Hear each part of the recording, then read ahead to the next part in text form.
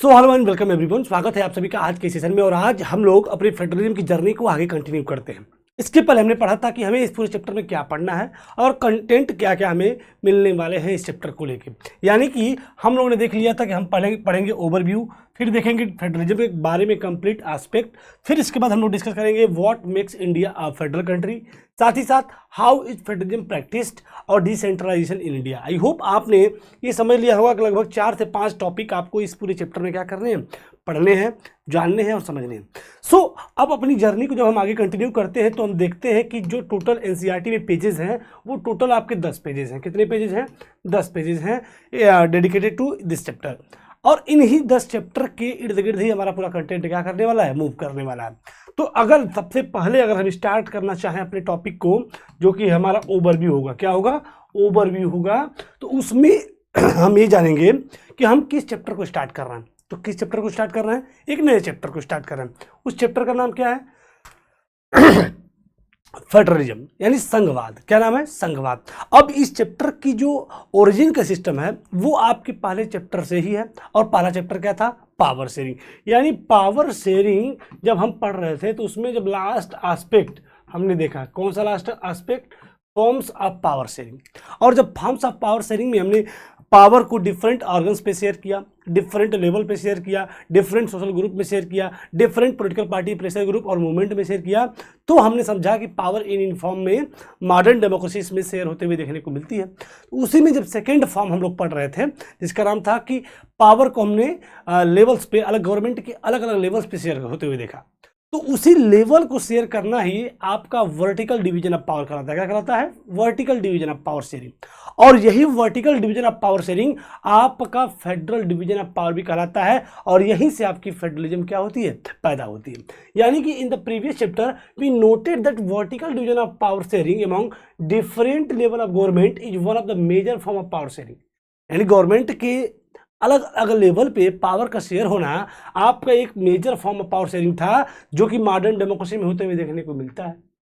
यानी वर्तमान में अगर विश्व, अभी हम लोग एक मैप भी देखेंगे तो विश्व के तमाम देशों में जो है गवर्नमेंट के डिफरेंट लेवल पे पावर आज भी हमें वर्तमान समय में देखने को मिलती है शेयर होते हुए। तो ये अपने आप में एक मेजर फॉर्म है पावर शेयरिंग का। और वही हम इस चैप्टर में, in this chapter we focus on this form of power sharing. हम इसी फॉर्म ऑफ पावर शेयरिंग यानी कि vertical division of power sharing, यानी गवर्नमेंट के डिफरेंट लेवल पे पावर कैसे शेयर होती है, उसी को बेसिकली हम लोग फोकस करने वाले हैं, पढ़ने वाले हैं। यानी कि ये जो चैप्टर है फेडरलिज्म, इसमें हम vertical division of power sharing को देखेंगे। ये जो कि क्या है? Form of power sharing. और इसके अंतर्गत जो सबसे लास्ट एस्पेक्ट होगा वो हम देखेंगे इस चैप्टर के लास्ट में, जिसका नाम होगा लोकल सेल्फ गवर्नमेंट, जो कि इसमें लिखा हुआ है कि a discussion of the federal constitutional provision is followed by the analysis of the policies and politics that the strengthen federalism in practice towards in the end of the chapter we turn to the local government. End of this chapter we turn to the local government. हम एक और aspect के बारे में पढ़ेंगे जिसका नाम होगा आपका लोकल गवर्नमेंट।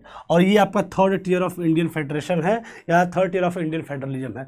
अब ये सारी बातें क्या हैं, हो सकता है आपको समझ में ना आई हो, लेकिन मैं आपको एक बार में अगर इसको समझा दूं या फिर रिकैपिचुलेट करा दूं तो आप ये समझिए कि हम पढ़ने जा रहे हैं फेडरलिज्म के बारे में। और फेडरलिज्म क्या है? Federal division of power sharing को दिखाता है।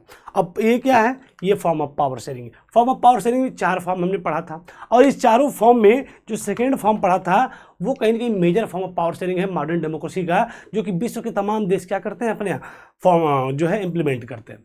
और इसी तरह हमारा ये चैप्टर क्या होता है? शुरू होता है, जिसमें हम लोग vertical division of power sharing के बारे में कंप्लीट डिस्कस करेंगे। ठीक है। इसके बाद जब चैप्टर हमारा कंप्लीट होगा तो हम एक थर्ड टियर ऑफ गवर्नमेंट, जो कि इंडियन पर्सपेक्टिव होगा, लोकल सेल्फ गवर्नमेंट, इसके बारे में पढ़ेंगे कि ग्रामीण क्षेत्र में सरकारें कैसी होती हैं, शहरी क्षेत्रों में सरकारें कैसी होती हैं। आई होप आप इस चीज़ को खूब अच्छे से क्या किए होंगे, समझ पाए होंगे। ठीक है। अब स्टार्ट करते हैं पहला जो एस्पेक्ट है जिसमें लिखा है फेडरलिज्म। क्या लिखा है? फेडरलिज्म। और जब आप अपनी एनसीईआरटी की बुक ओपन करते हो तो उस पर आपको पहला हेडिंग मिलती है व्हाट इज फेडरलिज्म। क्या मिलती है? What is federalism. जब आप अपनी एनसीईआरटी की बुक ओपन करते हो सेकंड चैप्टर को, उसमें आप पहली हेडिंग ही देखते हो व्हाट इज फेडरलिज्म। कि संघवाद क्या है, इसको हम लोग पढ़ना शुरू करते हैं। इसमें क्या की कंटेंट है उसके बारे में हम लोग डिस्कस करेंगे, जिसमें कि हम लोग देखेंगे कि बेल्जियम एक देश था और एक श्रीलंका था। इन दोनों के बारे में हमने पढ़ा था चैप्टर नंबर फर्स्ट जिसका नाम था पावर शेयरिंग। और जब हमने पढ़ा था तो देखा था कि बेल्जियम ने पावर को यथासंभव जहाँ तक संभव किया उसने, मतलब जहाँ तक पॉसिबल हो पाया वहाँ तक उसने पावर को क्या किया, शेयर किया। वहीं पर श्रीलंका ने पावर को शेयर नहीं किया। श्रीलंका ने पावर को कंसोलिडेट कर लिया और जिसकी वजह से हमें सिविल वार जैसी कंडीशन देखने को मिली। वहीं पे बेल्जियम में हमें देखने को मिला अप्रिसिएशन, यानी कि बेल्जियम ने पावर को शेयर किया और श्रीलंका ने पावर को शेयर नहीं किया। तो पावर को शेयर करना एक टर्म है, पावर को शेयर न करना एक टर्म है, और वही टर्म सबसे पहले शुरुआती दौर में इस कंटेंट में आपको देखने को मिलेगा, जिसमें कि हम लोग पढ़ेंगे सिस्टम ऑफ गवर्नमेंट के बारे में, जिसमें फेडरल सिस्टम ऑफ गवर्नमेंट और यूनिटरी सिस्टम ऑफ गवर्नमेंट। तो इसमें से बेल्जियम और श्रीलंका में से किसको हम फेडरल सिस्टम ऑफ गवर्नमेंट बोलेंगे, किसको यूनिटरी सिस्टम ऑफ गवर्नमेंट बोलेंगे, सबसे पहले हम लोग उसको समझते हैं। तो जब आपका ये पहला जो लिखा है लेट अस गेट बैक, तो let us get back to the contrast between the Belgium and Sri Lanka that we saw in the last chapter. जो हमने लास्ट चैप्टर में यानी पावर शेयरिंग में पढ़ा था बेल्जियम और श्रीलंका के बारे में, क्या कंट्रास्ट था, एक ने पावर को शेयर किया, एक ने पावर को शेयर नहीं किया, ये तो हमको पता है। You would recall that one of the key changes made in Constitution of Belgium was to reduce the power of central government and give this power to the regional government. आपने देखा था कि दो की चेंजेस, भाई Belgium में जो एक मुख्य चेंज हुए, मुख्य परिवर्तन हुए, उसमें से मुख्य परिवर्तन क्या कि जो कॉन्स्टिट्यूशन ऑफ बेल्जियम था उसने रिड्यूस कर दिया। उसने क्या कर दिया, रिड्यूस कर दिया। किस चीज को, the power of central government का, यानी केंद्र सरकार की पावर को क्या कर दिया, रिड्यूस कर दिया। आपने पहले चैप्टर में पढ़ा था कि बेल्जियम ने पावर को कैसे शेयर किया और श्रीलंका ने पावर को शेयर कैसे नहीं किया, इन दोनों चीज़ों को आपने पढ़ा था। उसी को ये रिकैप्चुलेट करा रहा है कि आपने देखा था कि कुछ जो वहाँ के संविधान में, बेल्जियम के संविधान में बेल्जियन गवर्नमेंट ने किया था, वो ये किया था कि सबसे पहला काम कि उसने सेंट्रल गवर्नमेंट की पावर को रिड्यूस कर दिया, और पावर को रिड्यूस करके उसकी पावर को, कुछ पावर को give this power to the regional government, उसको रीजनल गवर्नमेंट को क्या कर दिया, दे दिया। यानी सेंट्रल गवर्नमेंट की पावर को कुछ डिडक्ट करके जो है ट्रांसफर कर दिया किसको, रीजनल गवर्नमेंट को या प्रोविंशियल गवर्नमेंट को। ठीक है, साथ ही साथ रीजनल गवर्नमेंट की बात करें तो बेल्जियम में पहले भी एग्जिस्ट किया करती थी। वही लिखा है कि regional government existed in Belgium even earlier, पहले भी एग्जिस्ट किया करती थी, and they had their rules and power, उनकी रूल्स और पावर भी हुआ करती थी, but all this powers were given to this government and could be withdrawn by the central government. भाई देखिए, ऐसा तो है नहीं कि जब बेल्जियम में सारे अरेंजमेंट हुए तभी जो है रीजनल गवर्नमेंट बना, मतलब कि पहले भी बेल्जियम में रीजनल गवर्नमेंट थी, प्रोविंशियल गवर्नमेंट थी, लेकिन उसके पास उतनी पावर और उतनी अथॉरिटी नहीं थी कि वो जो है अपनी खुद की पावर को एक्सरसाइज कर पाए। वो डिपेंडेंट थी किस पे, सेंट्रल गवर्नमेंट पे। और सेंट्रल गवर्नमेंट जब चाहे तब उसको मतलब पावर तो दिया, फिर जब चाहे तब उसको विड्रॉ कर सकता है। क्या कर सकता है, विड्रॉ कर सकता है, जैसा कि आपका श्रीलंका में कंटिन्यू रह गया। यानी कि समझिए इस चीज़ को कि रीजनल गवर्नमेंट पहले भी थी, कहाँ पर, बेल्जियम में पहले भी उसके पास पावर थी जो कि सेंट्रल गवर्नमेंट की द्वारा दी गई थी, लेकिन सेंट्रल गवर्नमेंट जब चाहे तब उसको क्या कर सकता था, विड्रॉ कर सकता था। मतलब अपनी काम को करने के लिए जो रीजनल गवर्नमेंट है या प्रोविंशियल गवर्नमेंट है वो डिपेंडेंट थी किस पे, सेंट्रल गवर्नमेंट पे, जो कि बाद में 1993 में जो मेजर चेंजेस हुए कि the changes that took place in 1993 was that the regional government were given constitutional power that were no longer dependent on the central government. अब 1993 में कुछ मेजर चेंजेस किए गए, और इस मेजर चेंजेस के थ्रू अब जो है जो रीजनल गवर्नमेंट होगी उसके पास ऐसी कॉन्स्टिट्यूशनल पावर आ गई कि अब वो कभी भी no longer dependent on the central government, कि अब वो लंबे समय तक, आने वाले समय में अब वो सेंट्रल गवर्नमेंट पे डिपेंडेंट नहीं रहेगा, उसकी खुद की पावर होगी, उसकी खुद की अथॉरिटी होगी। So this Belgium shifted from a unitary to federal form of government. यानी कि इसकी इस पूरी कहानी को देखने के बाद हमको ये समझ में आया कि बेल्जियम में भी थी, यूनिटरी सिस्टम ही था, लेकिन उसने पावर को क्या कर दिया, शेयर कर दिया स्थायी रूप से। और जब ऐसा कर दिया तो उसने फेडरल फॉर्म ऑफ गवर्नमेंट बनाई। क्या बनाई, फेडरल फॉर्म ऑफ गवर्नमेंट। अब अभी हमारे मन में प्रश्न आ रहा होगा बार बार, फेडरलिज्म, उसको भी हम लोग क्लियर करेंगे क्या होता है। यानी कि बेल्जियम की कहानी आपको समझ में आई होगी कि बेल्जियम में कहानी क्या थी, कि बेल्जियम में कहानी ये थी कि आपने पढ़ा था कि बेल्जियम में बेल्जियम के जो लीडर्स थे, जो वहाँ कॉन्स्टिट्यूशन था, उसने की चेंजेस किया, जिसमें क्या परिवर्तन किया कि सेंट्रल गवर्नमेंट की बहुत सारी पावर को रीजनल गवर्नमेंट को दे दिया। ऐसा नहीं कि सिर्फ रीजनल गवर्नमेंट उसी वक्त आई, रीजनल गवर्नमेंट उसके पहले भी थी, लेकिन वो उतनी एम्पावर्ड नहीं थी। पावर थी उसके पास, लेकिन वो पावर जब चाहे तब सेंट्रल गवर्नमेंट उससे ले सकती थी। लेकिन 1993 में कुछ ऐसे कॉन्स्टिट्यूशनल पावर को कुछ ऐसे कॉन्स्टिट्यूशनल अरेंजमेंट किए गए जिसके अंतर्गत रीजनल गवर्नमेंट अब जो है सेंट्रल गवर्नमेंट पे डिपेंडेंट नहीं रहेगा, उसकी खुद की पावर रहेगी, खुद की अथॉरिटी रहेगी। यानी पूरा स्थायी रूप से आपकी जो रीजनल गवर्नमेंट है या प्रोविंशियल गवर्नमेंट है या फिर स्टेट गवर्नमेंट, आप जो भी बोलिए, उसको स्थायी रूप से पावर का क्या किया गया, शेयर किया गया वहां के संविधान के द्वारा। किसके थ्रू? सेंट्रल गवर्नमेंट के थ्रू। यानी सेंट्रल गवर्नमेंट ने पावर को क्या कर दिया, शेयर कर दिया, और वहां से आपका जो सेंट्रल गवर्नमेंट है वो अपने आप को शिफ्ट कर लेता है from unitary government to a federal form of government. और यूनिटरी गवर्नमेंट से अपने आप को किधर कन्वर्ट कर लेता है, फेडरल गवर्नमेंट। ये तो बेल्जियम की कहानी थी। वहीं पे श्रीलंका की अगर बात करें तो श्रीलंका में भी यूनिटरी फॉर्म ऑफ गवर्नमेंट थी, क्योंकि पूरी पावर कंसोलिडेट थी किसके पास, एक व्यक्ति के पास, सेंट्रल गवर्नमेंट के पास, एक लेवल ऑफ गवर्नमेंट के पास। तो वही चीज कह रहा है कि Sri Lanka continue to be for all practical purpose a unitary system where the national government has all the power. Condition आप देख रहे हो, बेल्जियम में तो पावर थी सेंट्रल गवर्नमेंट के पास, लेकिन उसने शेयर कर दिया रीजनल गवर्नमेंट के साथ। लेकिन वहीं पे श्रीलंका ने कंटिन्यू किया, क्या किया, कंटिन्यू किया, क्या कि for all practical purpose a unitary system, एक यूनिटरी सिस्टम को जो है कंटिन्यू किया, जिसमें कि जो नेशनल गवर्नमेंट होगी यानी जो सेंट्रल गवर्नमेंट होगी, टोटल की टोटल उस देश में जो पावर होगी वो उसी एक लेवल ऑफ गवर्नमेंट यानी उस नेशनल गवर्नमेंट के पास रहेगी, या फिर जिसको हम बोल सकते हैं सेंट्रल गवर्नमेंट के पास रहेगी। तमिल लीडर जिसकी वजह से want Sri Lanka to become a federal system, जिसकी वजह से जो तमिल लीडर्स थे वो बार बार श्रीलंकन की गवर्नमेंट से कहते थे कि वो भी एक फेडरल सिस्टम को अडॉप्ट करें, यानी कि वो पावर को क्या करें, शेयर करें। यानी श्रीलंका में आपने देखा और बेल्जियम में देखा कि बेल्जियम ने पावर को क्या किया, शेयर किया, और अपने आप को यूनिटरी शिफ्ट कर लिया किधर की तरफ, फेडरल फॉर्म ऑफ गवर्नमेंट की तरफ। वहीं पर श्रीलंका ने अपने आप को यूनिटरी सिस्टम वाले सिस्टम को ही कंटिन्यू किया, और इस सिस्टम के अंतर्गत नेशनल गवर्नमेंट के पास ही सारी पावर रही उस देश की, जिसकी वजह से श्रीलंका में जो तमिल स्पीकर्स थे उन्होंने डिमांड किया कि भाई वहाँ की जो गवर्नमेंट है, श्रीलंका की भी जो गवर्नमेंट है, वो फेडरल फॉर्म ऑफ गवर्नमेंट को क्या करे, अडोप्ट करे, वो भी फेडरल सिस्टम ऑफ गवर्नमेंट को क्या करे, अडोप्ट करे। और जब नहीं करते हैं तो कंडीशन कुछ और होती है, ये शेयर करते हैं तो रिजल्ट कुछ और आता है, ये कंटिन्यू करते हैं यूनिटरी सिस्टम को तो कंडीशन कुछ और आता है। क्योंकि हम जानते हैं कि ये जो मैप दिखा रहा है, ये जो आप देखेंगे एनसीईआरटी के पहले पेज पे, एनसीईआरटी के पहले पेज पे देखेंगे तो ये मैप आपको दिख रहा है।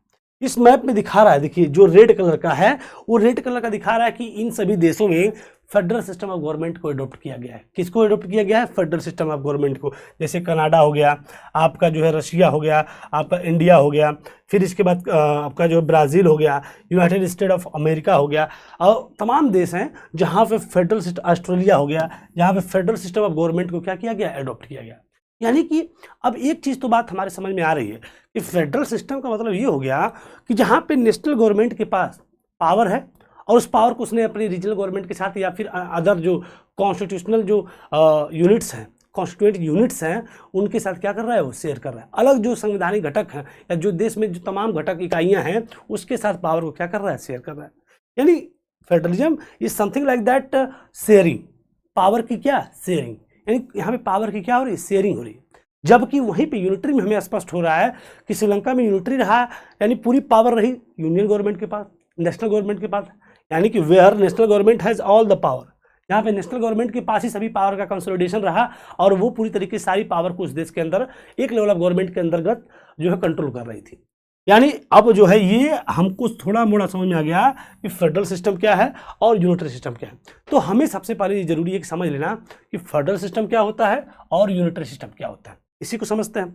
तो सबसे पहले आप फेडरल सिस्टम को समझिए, फेडरल सिस्टम किसे कहते हैं, यानी गवर्नमेंट का फेडरल सिस्टम क्या होता है। तो सबसे पहले यही जो पहला एस्पेक्ट अपनी एनसीईआरटी को आप ओपन करेंगे तो आपको फेडरलिज्म की डेफिनेशन मिल जाएगी और फेडरल सिस्टम को भी आप समझ जाएंगे। क्या मिल जाएगी कि फेडरलिज्म में क्या होता है कि federalism is a system of government in which the power is divided between a central authority and various constituent units of the country. यानी कि फेडरलिज्म की कभी कभी परिभाषाएं पूछ देता है, इसकी डेफिनेशन आ जाती है कि फेडरलिज्म की डेफिनेशन क्या होती है। तो ये डेफिनेशन आपकी यही प्रॉपर डेफिनेशन है जो आपको याद रखनी है कि federalism is a system of government in which the power is divided between a central authority and its various constituent units. यानी कि जब पावर की शेयरिंग जो एक सेंट्रल अथॉरिटी और उसके अंतर्गत आने वाले जितने भी अलग अलग कॉन्स्टिट्यूएंट यूनिट्स हैं उनके बीच में शेयर कर दिया जाए। यानी कि पावर जो है एक जगह थी और उसको क्या कर दिया गया, शेयर कर दिया गया। क्या कर दिया गया, शेयर कर दिया गया। उस जितने भी जो है यूनिट्स हैं, जितने भी उस देश में यूनिट्स हैं उनके साथ पावर की क्या हो गई, शेयरिंग हो गई। पावर की क्या हो गई, शेयरिंग हो गई। और इसी का जस्ट हम कंट्रास्ट कर लेंगे, उल्टा कर लेंगे, जहां पे पावर की क्या हो, कंसोलिडेशन हो। पावर का क्या हो, कंसोलिडेशन हो, मतलब एक लोगों के पास पूरी पावर कंसोलिडेट होकर रहे, पावर शेयर ना हो, उसको यूनिटरी सिस्टम ऑफ गवर्नमेंट बोलते हैं। तो यहाँ से भी आप धीरे धीरे इस चीज़ को आप समझना शुरू कर दिए होंगे कि फेडरलिज्म क्या होता है या फेडरल सिस्टम क्या होता है। तो federalism is a system of government in which the power is divided between a central authority and various constituent units of the country. ये चीज़ें आपकी क्लियर हो चुकी होंगी कि जब पावर सेंट्रल अथॉरिटी, किसी देश में सेंट्रल जो अथॉरिटी है उसके बीच में और जो अलग अलग कॉन्स्टिट्यूएंट यूनिट्स हैं उस देश के उनके बीच में शेयर्ड हो, तो यही सिस्टम, यही जो आइडियोलॉजी है वो आपकी कहलाती है फेडरलिज्म। क्या कहलाती है, फेडरलिज्म। इसमें होता क्या है फेडरल सिस्टम में, usually federation has 2 level of government. Federation में कितनी लेवल ऑफ गवर्नमेंट होती है, कम से कम 2 लेवल। जबकि वही इंडियन पर्सपेक्टिव देखेंगे तो 3 लेवल ऑफ गवर्नमेंट हम पढ़ेंगे, सेंट्रल गवर्नमेंट, स्टेट गवर्नमेंट और एक और बाद में बना कौन सा, लोकल गवर्नमेंट, जिसमें कि पंचायत और म्यूनसिपालिटी के कॉन्सेप्ट हम पढ़ेंगे लास्ट टॉपिक में, डिसेंट्रलाइजेशन। यानी कि एक फेडरेशन में यूजुअली 2 लेवल ऑफ गवर्नमेंट होनी जरूरी होती है, ठीक है। 1 जो गवर्नमेंट होती है, यानी 1 लेवल ऑफ जो गवर्नमेंट होती है जो पूरे देश के लिए, इंटायर कंट्री के लिए रिस्पॉन्सिबल होती है। किसके लिए होती है, इंटायर कंट्री के लिए, जो कि that is usually responsible for a few subject of common national interest. यानी कुछ कॉमन नेशनल इंटरेस्ट के लिए पूरे देश के लिए रिस्पॉन्सिबल होती है। कौन सी गवर्नमेंट, जो सेंट्रल गवर्नमेंट है। कौन सी है, जो एक गवर्नमेंट है, एक लेवल ऑफ गवर्नमेंट है, जिसको लोग सेंट्रल गवर्नमेंट भी बोलते हैं, यूनियन गवर्नमेंट भी बोलते हैं। वो कुछ कॉमन इंटरेस्ट के लिए पूरे देश की सभी काम के लिए, सभी कामकाज के लिए रिस्पॉन्सिबल होती है। अब वो कामकाज क्या है उसको हम लोग आगे जानेंगे, लेकिन कह रहा है कि कम से कम फेडरेशन में 2 लेवल ऑफ गवर्नमेंट होनी चाहिए, 1 लेवल 2 लेवल। जो 1 लेवल है वो नेशनल लेवल पे कुछ कॉमन इंटरेस्ट के लिए क्या होती है, रिस्पॉन्सिबल होती है। कुछ कॉमन इंटरेस्ट के लिए क्या होती है, रिस्पॉन्सिबल होती है। वहीं पे जो अदर लेवल ऑफ गवर्नमेंट होती है at the level of provinces or states, वो किस लेवल पे होती है, प्रोविंस या फिर स्टेट, यानी कि राज्य स्तरीय होती है। That look after much of the day to day administering of the state, जो कि डे टू डे, जो प्रतिदिन के दिन काज की जो हर दिन का जो एडमिनिस्ट्रेशन है किसी राज्य के अंतर्गत, उसको जो है एडमिनिस्ट्रिंग करती है, उसकी देखभाल करती है, उस पर काम करती है। यानी कम से कम फेडरेशन में 2 लेवल ऑफ गवर्नमेंट होती है, एक जो पूरे नेशनल लेवल पे काम करती है, ठीक है, कुछ कॉमन इंटरेस्ट को लेकर। वहीं पे दूसरी जो होती है स्टेट लेवल पे, किस लेवल पे, स्टेट या फिर प्रोविंस लेवल पे काम करती है, डे टू डे एडमिनिस्ट्रेशन का काम करती है, जो हर दिन के जो प्रशासनिक जो व्यवस्थाएं हैं उसको हैंडल करती है। कौन, स्टेट गवर्नमेंट या फिर प्रोविंशियल लेवल। और ये दोनों लेवल ऑफ जो गवर्नमेंट है enjoy their power independent of the other, वो एक दूसरे से स्वतंत्र होकर अपनी पावर को एक्सरसाइज करते हैं, इंजॉय करते हैं, कोई इंटरवीन नहीं होता है एक दूसरे में। तो आई होप आप जो है फेडरल सिस्टम को क्लियरली समझ पाए होंगे। अब यूनिटरी सिस्टम की अगर बात करें तो जो फेडरेशन होता है हम उसमें समझ गए कि पावर जो है डिवाइडेड होता है किसके किसके बीच में, सेंट्रल अथॉरिटी और उसके तमाम जो घटक होते हैं, ठीक है। अब शेयर्ड हो रहा है, शेयर्ड नहीं होगा तो यूनिटरी सिस्टम क्या बनेगा, यूनिटरी सिस्टम। तो यूनिटरी सिस्टम क्या होता है, फेडरेशन और contrasted with the unitary system, वो इसका क्या होता है, उल्टा होता है, कॉन्ट्रास्टेड होता है। यानी जो फेडरेशन में होता है उसका जस्ट अपोजिट यूनिटरी में होता है, ठीक है। Under the unitary system either there is only 1 level of government, either there is only 1 level of government, or the sub units are subordinate to the central government. देखिए भाई, उसमें आपने कम से कम 2 लेवल ऑफ गवर्नमेंट देखा, कहीं कहीं 3 भी हो जाती है, लेकिन यूनिटरी सिस्टम में सिर्फ एक ही लेवल ऑफ गवर्नमेंट रहेगी। कितने लेवल ऑफ गवर्नमेंट, सिर्फ एक लेवल, यानी सेंट्रल गवर्नमेंट ही बस रहेगी। और there is only 1 level of government, या तो सिर्फ एक लेवल ऑफ गवर्नमेंट रहेगी या उसी लेवल ऑफ गवर्नमेंट की सब यूनिट्स रहेंगी। क्या रहेंगी, सब यूनिट्स रहेंगी, या फिर सबऑर्डिनेट रहेंगी, सब यूनिट्स रहेंगी जो कि सबऑर्डिनेट रहती हैं किसके, सेंट्रल गवर्नमेंट की। तो पहली बात हमको ये समझ में आ गई कि आपका सेंट्रल गवर्नमेंट और स्टेट गवर्नमेंट दोनों है, यानी 2 लेवल ऑफ गवर्नमेंट है, तो उसको फेडरल सिस्टम ऑफ गवर्नमेंट बोलते हैं। वहीं पे जब सिर्फ एक लेवल ऑफ गवर्नमेंट एग्जिस्ट करे किसी देश में, या फिर उसकी सब यूनिट्स एग्जिस्ट करे किसी देश में, तो वो कहीं ना कहीं आपका यूनिटरी सिस्टम कहलाता है। क्या कहलाता है, यूनिटरी सिस्टम। तो जो 1 लेवल ऑफ गवर्नमेंट होती है, और अदर कोई लेवल भी है तो वो उसकी सब यूनिट्स होती हैं जो उसी के सबऑर्डिनेशन में काम करती हैं, सेंट्रल गवर्नमेंट के सबऑर्डिनेशन में।